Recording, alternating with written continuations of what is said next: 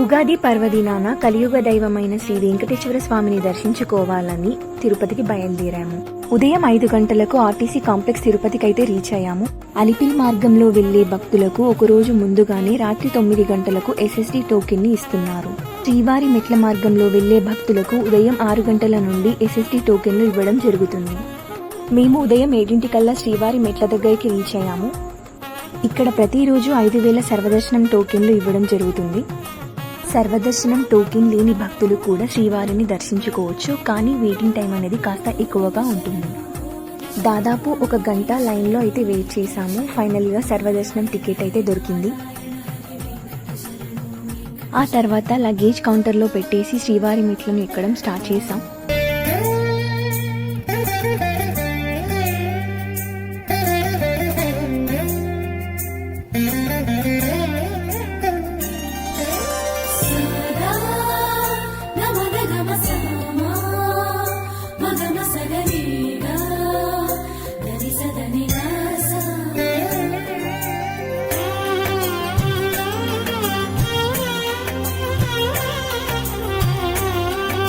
మెట్లెక్కి తిరుమలకి రీచ్ అవ్వడానికి దాదాపు 2 గంటల సమయం పట్టింది.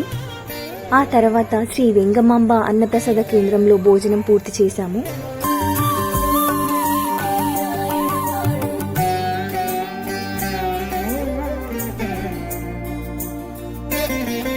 దర్శన సమయం సాయంత్రం 5 గంటలకు ఉంది. మేము 4 వెళ్లి క్యూలో నిల్చున్నాము. 7 మా దర్శనం పూర్తయిపోయింది.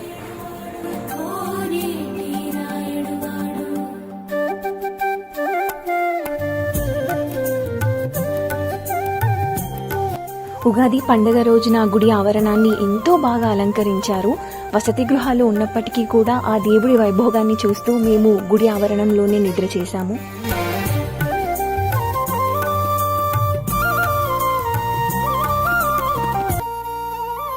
ఆ తర్వాత ఉదయాన్నే లేచి స్నానం, బ్రేక్ఫాస్ట్ పూర్తి చేసుకుని గుడి చుట్టూ ఉన్న ప్రదేశాలను చూడడానికి బయలుదేరాము.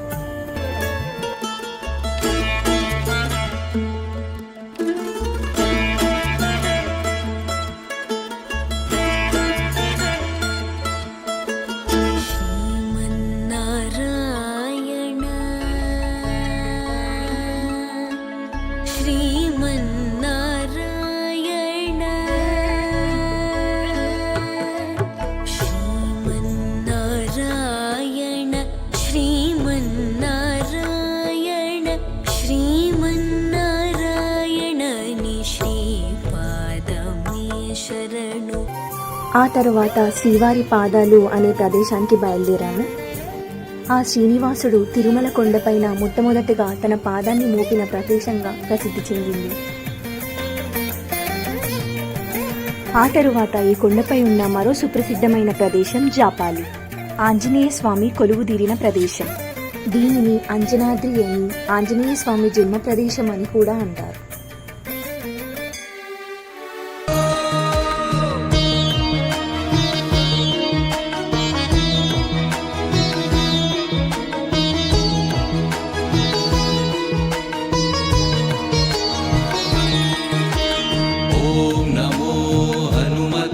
श्रीरामदूताय वायुपुत्रः निधिपतिः कपिवर्षनाथनाय. జపాలికి వెళ్ళడానికి మెట్ల మార్గమే కాకుండా అడవి మార్గం కూడా ఉంటుంది.